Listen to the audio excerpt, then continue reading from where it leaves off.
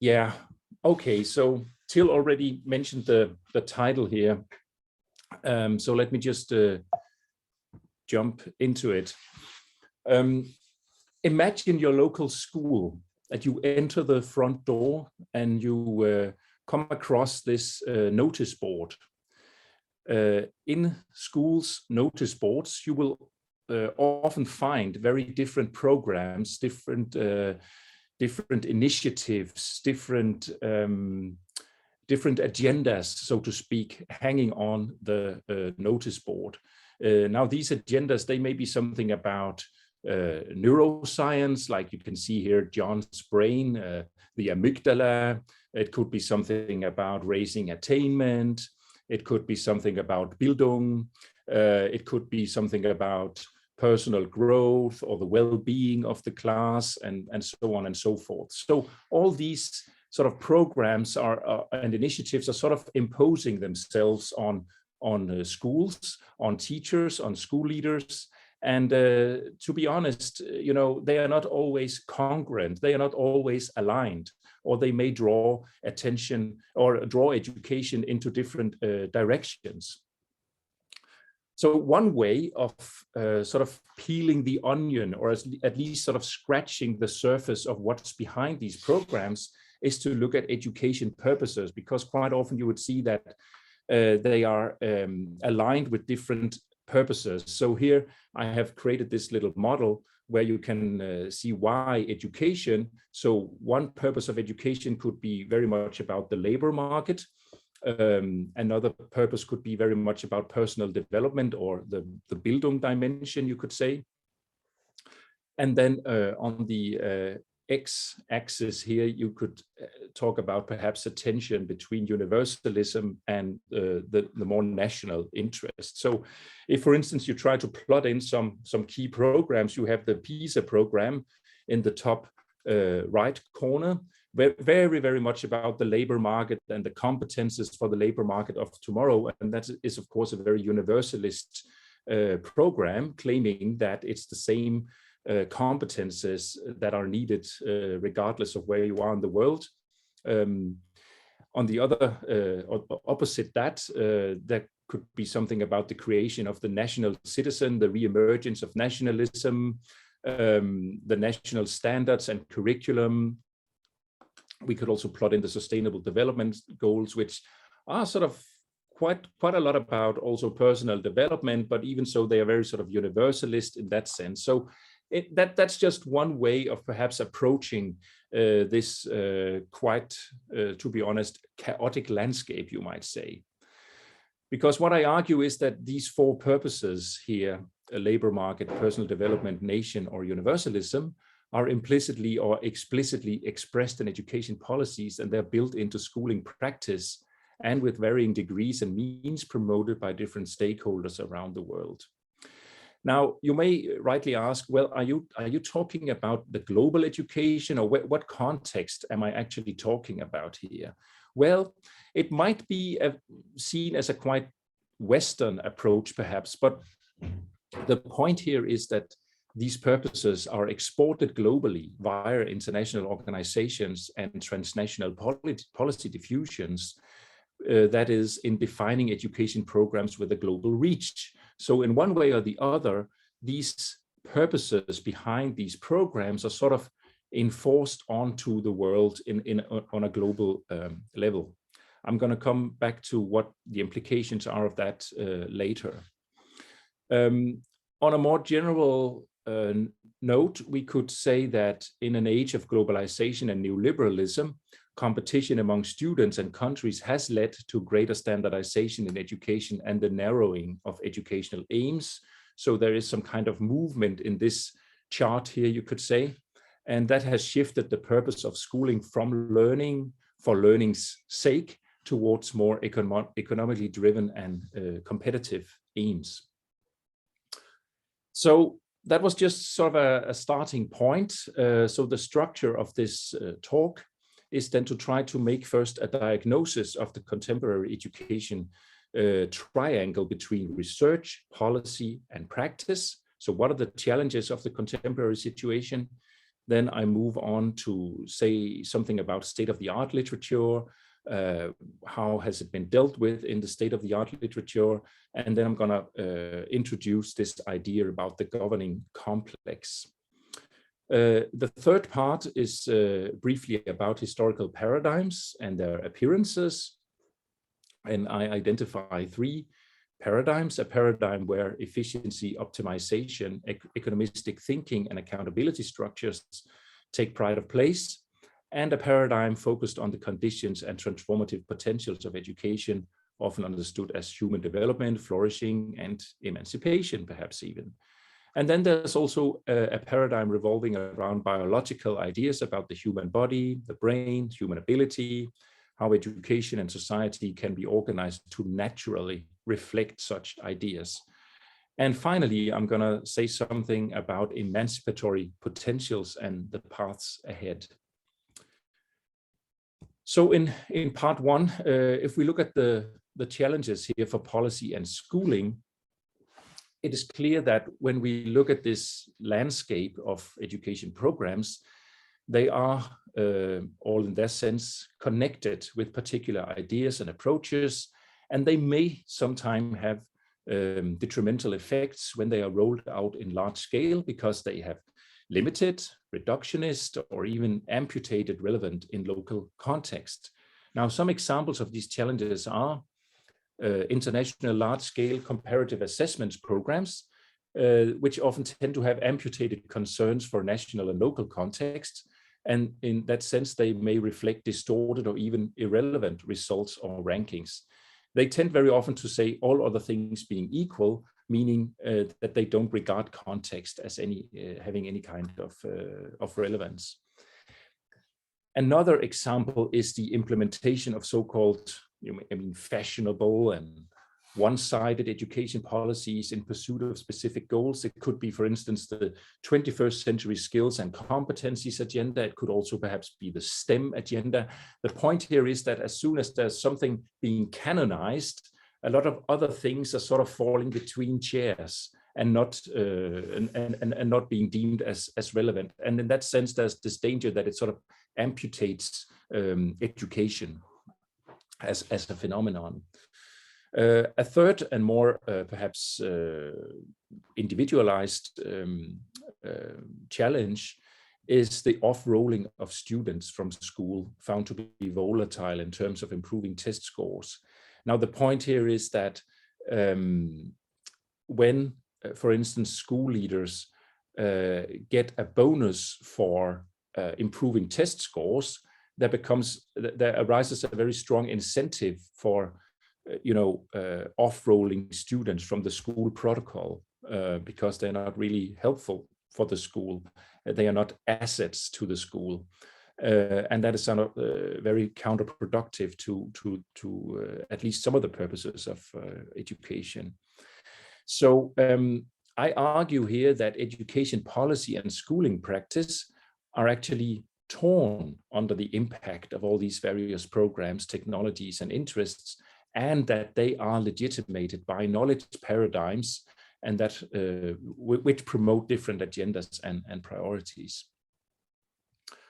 So that was the challenge for education and schooling. So if we then look at education research, quite often decision makers, policymakers, and practitioners, they look to education research because they seek for a source that can provide knowledge, data, and evidence that can be used to gain orientation, legitimation, and traction for policies in schooling, sort of helping them decide what's up and down in all of this.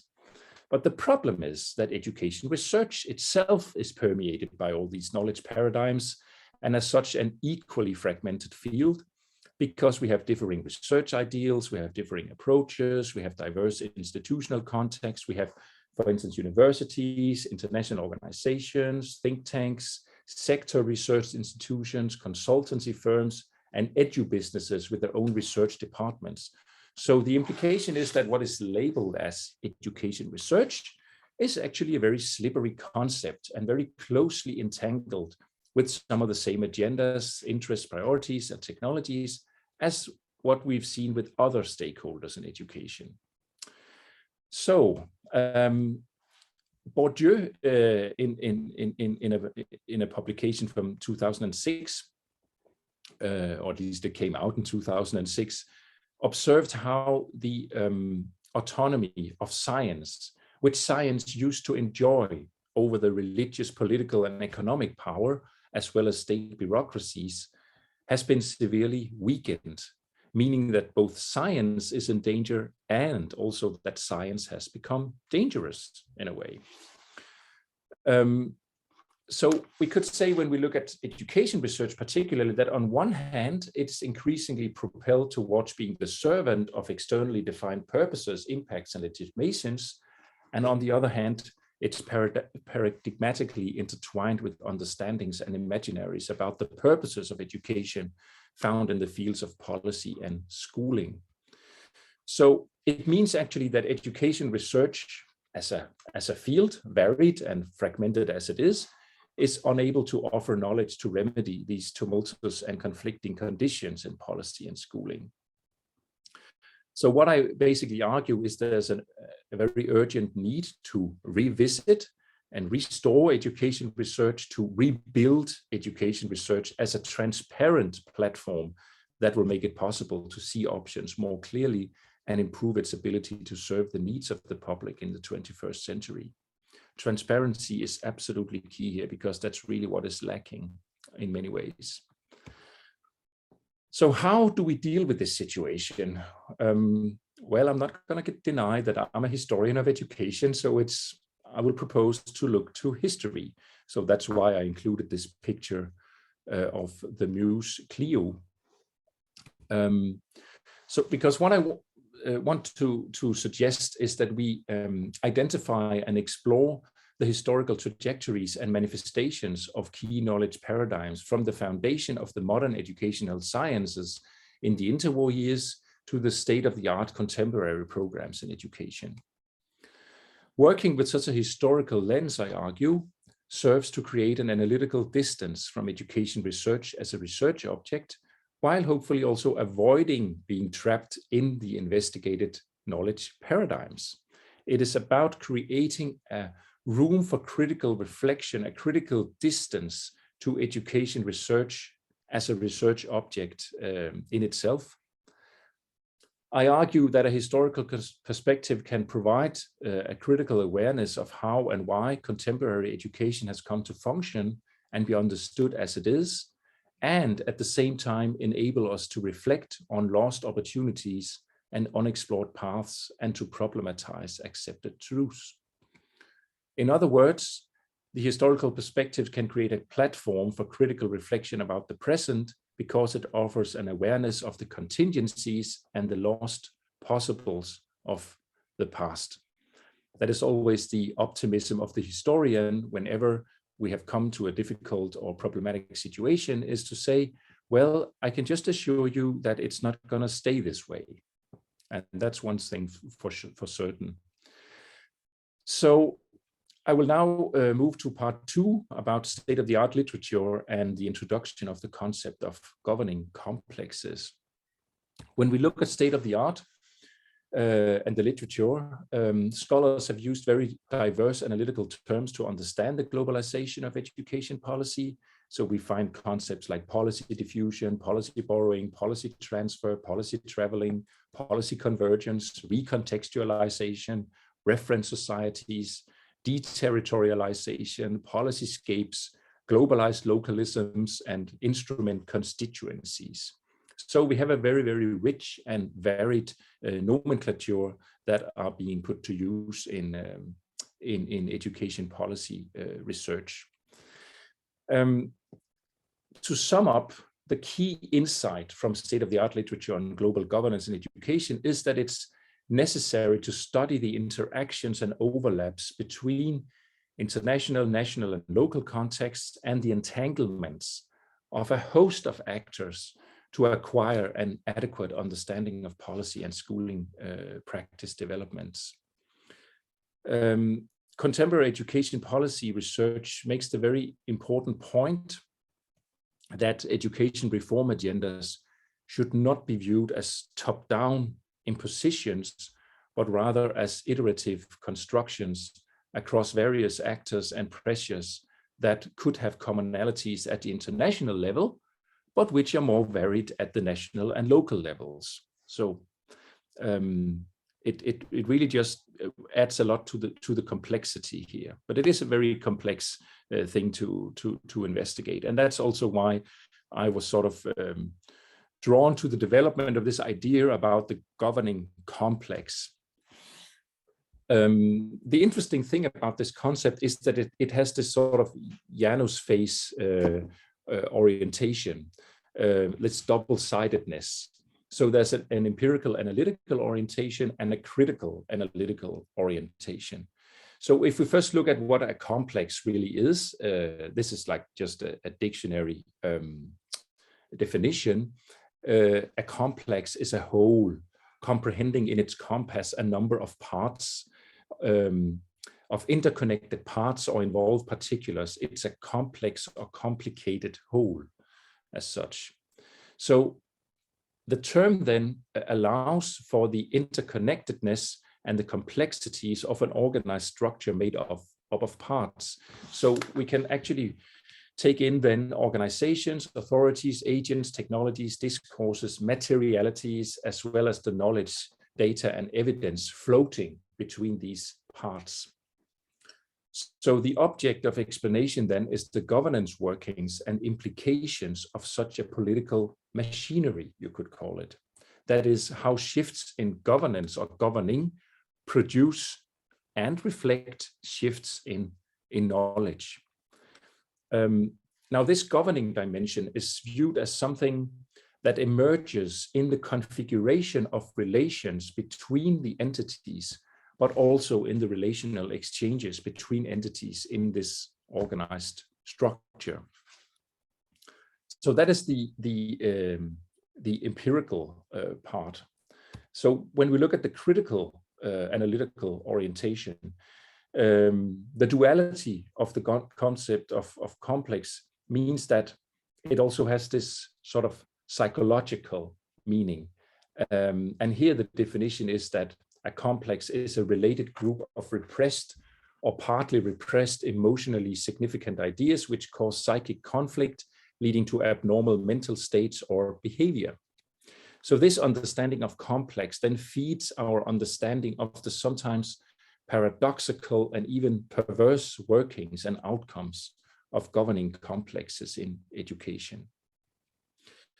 These workings and outcomes, as I gave you some examples before, but they result from the competing agendas that are then associated with the different stakeholders, priorities, discursive struggles that we often find in education policies, especially when we study them critically across the local, the regional, the national, the transnational, and the global perspective. So this concept of governing complex also implies that we add knowledge, data, and evidence to the equation of the complex. And that gives the concept the potential to include education research as the producer of knowledge, data, and evidence as a significant entity on the same level as the other parts in the organized structure. So the concept of governing complex insists on bringing the interactions between education research, policy, and schooling practice under one analytical lens.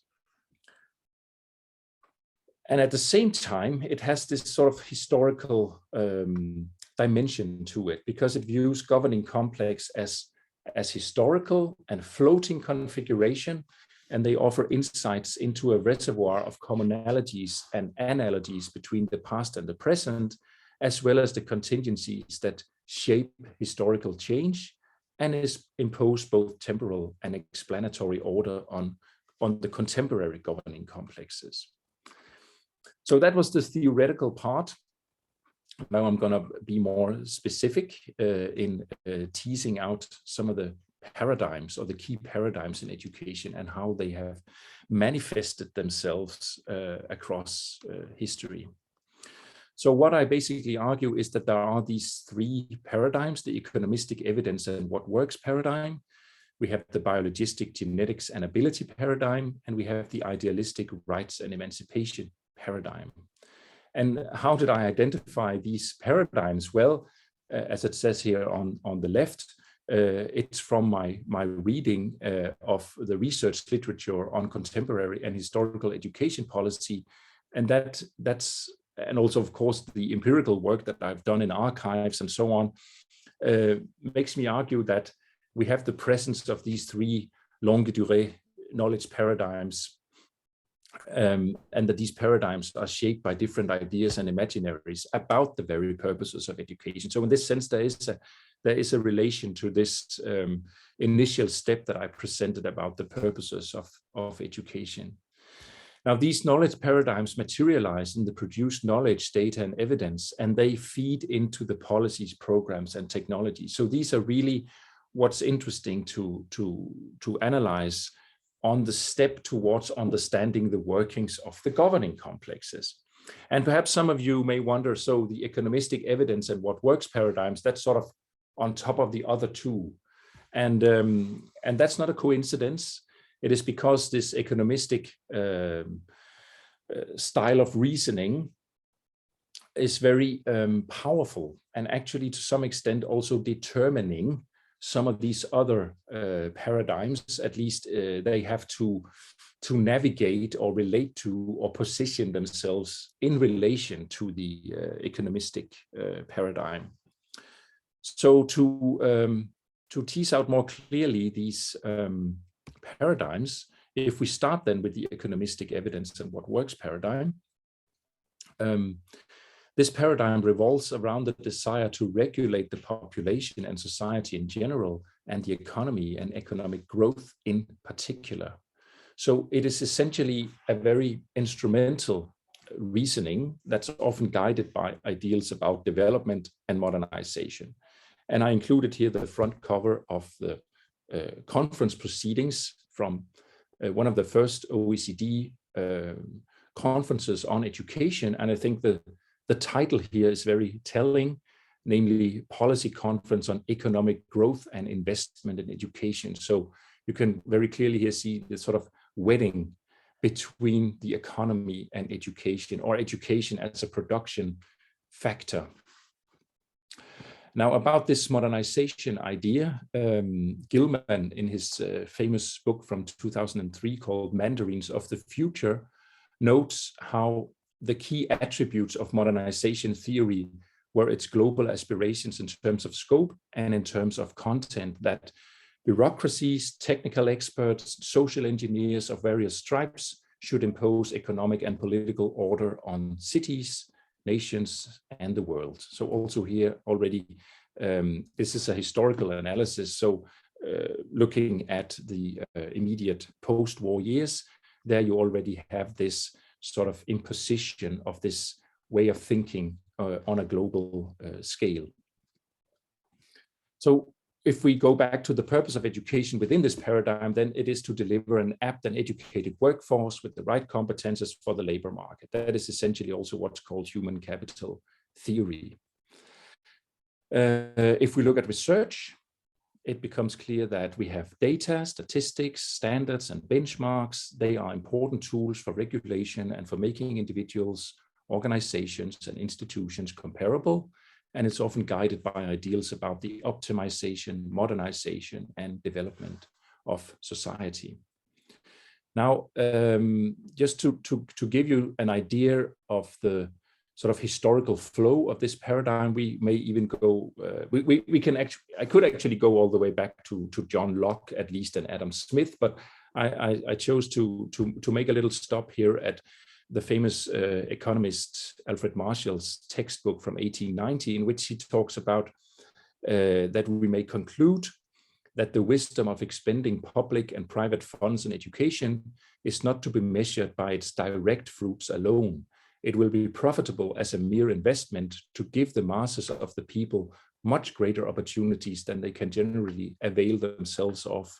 For by this means, many who would have died unknown are unable to get the start needed for bringing out their latent abilities. So he talks very much about investing in education, and not that education is not just spending money, but it's an investment in the population that will create economic growth.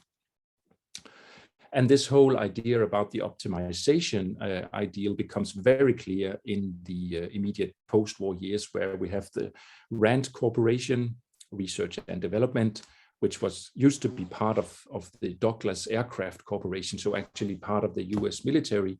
They started to look at education, and I have a little quote here from one of their key reports from 1959, talking about if one decided to increase ability to read by a specified amount, a successful study could show which of several possible systems was best, that is, cost the least. So this whole optimization idea.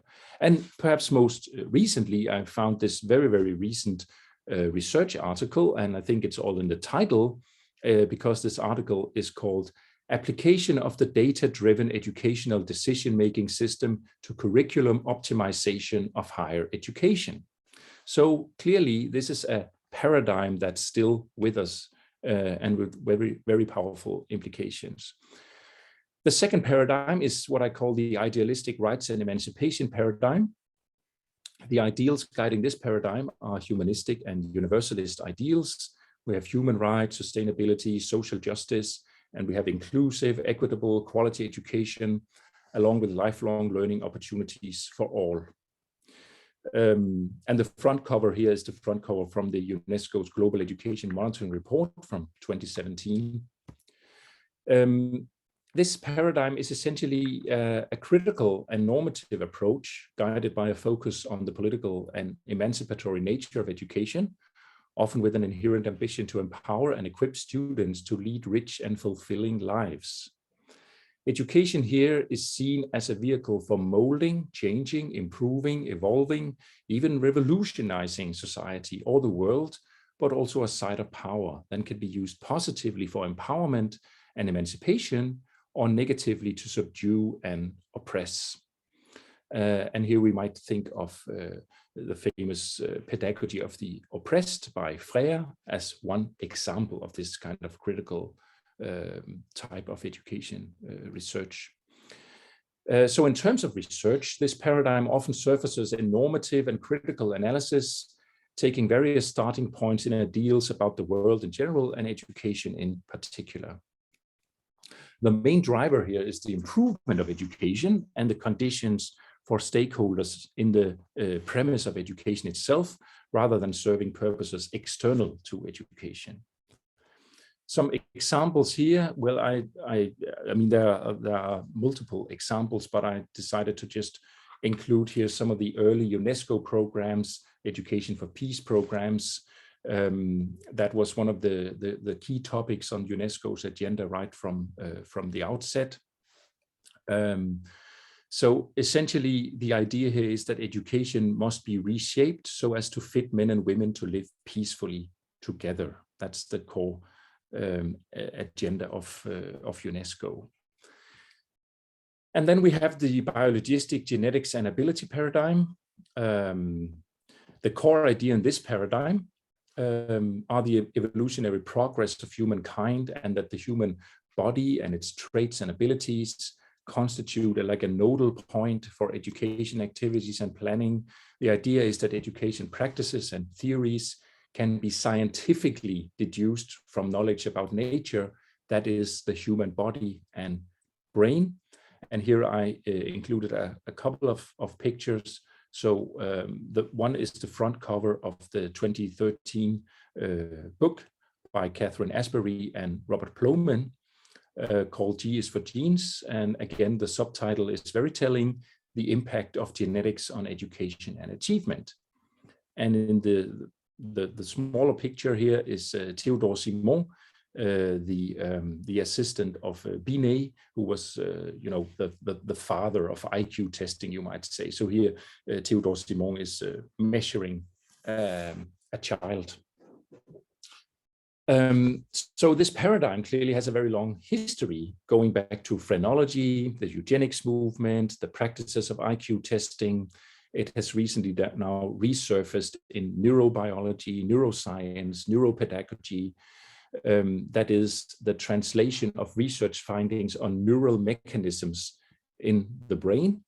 to education practice and policy, and also the other way around, to understand the effects of education on the brain. So according to this paradigm, the purpose of education is to align education policy and schooling with what is biologically determined and possible, and put everyone in the right place in society. Regarding research, this paradigm in education has been heavily influenced by science disciplines such as psychology, genetics, and neurobiology, and it then becomes essentially like an amalgam of psychometrics and what we now call the life sciences. And the famous Polish sociologist Zygmunt Bauman epitomizes this paradigm when he wrote about the modern gardening state, viewing the society it rules as an object of designing, cultivating, and weed poisoning. Some examples here. Well, these first couple of excerpts come from my archival research I did in Birmingham back in 2013, actually. And here it says, it's from the school medical officer in Birmingham, these annual reports that he wrote. And he talks about how some interesting work has been carried out in the United States, which suggests that it may be possible in certain cases to raise intelligence quotients by administering glutamic acid over a period of about 6 months. Although this investigation is still in an experimental stage, there seems sufficient evidence to justify its use, and it's hoped to explore the possibilities of this treatment in Birmingham. And also he talks about how sometimes it's the duty for the medical officer, following upon reports from the head teacher of the special school and the educational psychologist, and after carrying out mental tests, to recommend that a child shall be permanently excluded as ineducable. And then moving fast forward to a quote here from Dominic Cummings, who was a key policy advisor to number 10 Downing Street. He talks about how work by one of the pioneers of behavioral genetics, Robert Plomin, has shown that most of the variation in performance of children in English schools is accounted for by within school factors, that is not between school factors, of which the largest factor is genes, actually. And Plomin himself talks about how life is an intelligence test. During the school years, differences in intelligence are largely the reason why some children master the curriculum more readily than other children. So I think the eugenics style of reasoning is very comes very clearly to the fore here. So let's look at some emancipatory potentials and perhaps the path ahead. So if we move, try to move beyond these paradigms, as I've argued that we should try to do, I want to start with a couple of philosophical insights. The first one here from the social liberal philosopher John Stuart Mill, who talks about how the tendency has always been strong to believe that whatever received a name must be an entity or thing having an independent existence of its own. And if no real entity answering to the name could be found, men did not for that reason suppose that none existed, but imagined that it was something peculiarly abstruse and mysterious, too high to be an object of sense. So it says very much about our relation, you could say, with concepts. And just because we talk about a thing like intelligence or ability or genes or whatever it is we talk about, we quickly get a certain sort of view on what that is actually. And it sometimes is very hard for people to problematize that. So I think this little quote here is an important reminder.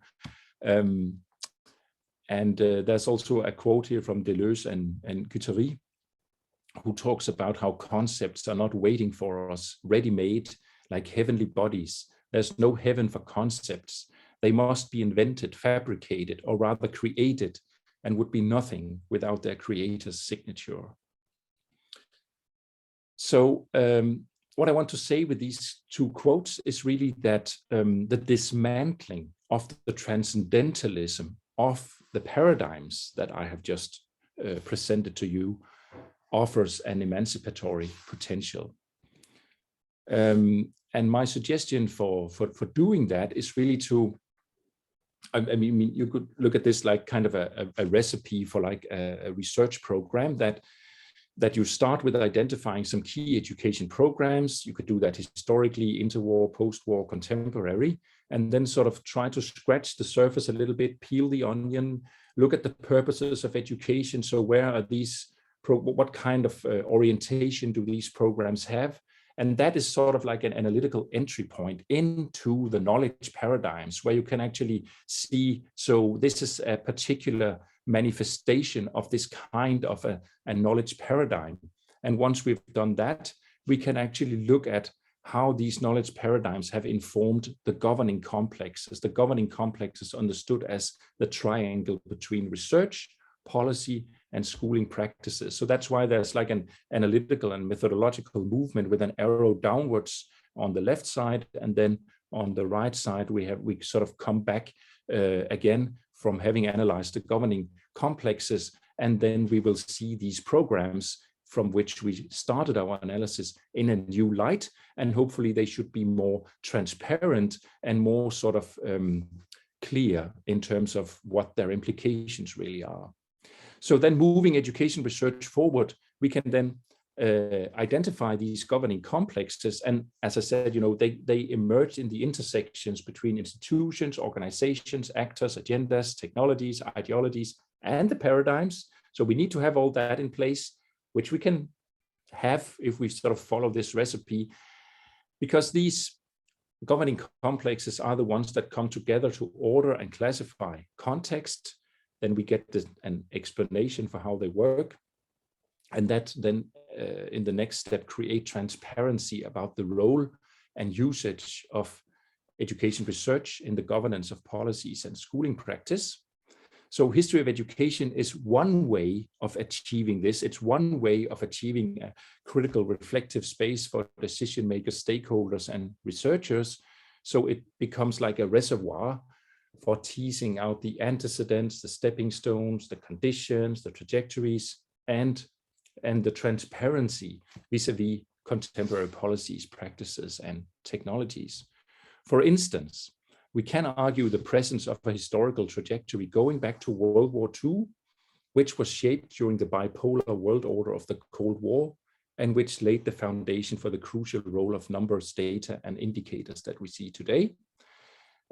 Concretely, we see that how the Sputnik shock would really put education on the agenda, but education of a certain kind, namely the training of engineers and technical personnel, later on the development of indicators, A Nation at Risk report from 1983, feeding into the creation of the International Indicator Program in the OECD, which was again the precursor of the PISA program. So in that sense, it's possible to establish this kind of trajectory. So what I really argue, and the reason why I'm proposing all this, is really to make it possible for decision makers, stakeholders, and researchers in education to be aware of these paradigms, and not least also their possibilities and limitations, and empower them to actually ask the question, which solutions do education programs, practices, and policies imply, and are they relevant in a given context? So the point is really to empower the stakeholders of education, and at the same time restore an old virtue of research, namely that of transparency and critical reflection, something that I, to a large extent, think seems to have been lost. So thank you very much for your attention.